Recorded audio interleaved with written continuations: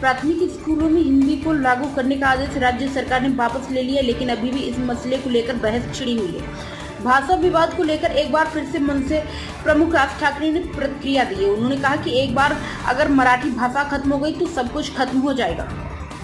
MNS अध्यक्ष राज ठाकरे ने कहा कि इस मुद्दे को राजनीति का नाम ना दे, गठबंधन और चुनाव होते रहेंगे, लेकिन एक बार मराठी भाषा खत्म हो गई तो सब कुछ खत्म हो जाएगा। इसे एक चुनौती के रूप में देखें। महाराष्ट्र नवनिर्माण सेना प्रमुख ने आगे कहा, मैं मराठी भाषा से समझौता करने वाले किसी भी व्यक्ति का विरोध करूंगा, भले ही वह शख्स उद्धव ठाकरे सरकार का हिस्सा क्यों ना हो। मैं उनके खिलाफ खड़ा रहूंगा।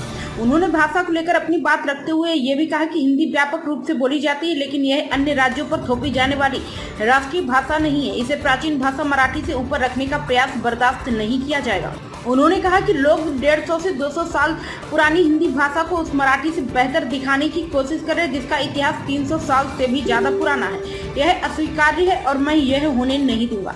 इससे पहले 29 जून को भी मनसे प्रमुख ने कहा था कि सरकार ने एक बार फिर नई समिति गठित की है। उन्होंने कहा था, मैं साफ शब्दों में कह रहा हूँ, समिति की रिपोर्ट आए या ना आए, लेकिन ऐसी बातें दोबारा बर्दाश्त नहीं की जाएंगी। गौरतलब है कि महाराष्ट्र के स्कूलों में पहली कक्षा से 5वीं तक हिंदी भाषा को शामिल करने के खिलाफ बढ़ते विरोध के बीच रविवार को देवेंद्र फडणवीस के नेतृत्व वाली महायुति सरकार ने त्रिभाषा नीति पर सरकार आदेश को रद्द कर दिया।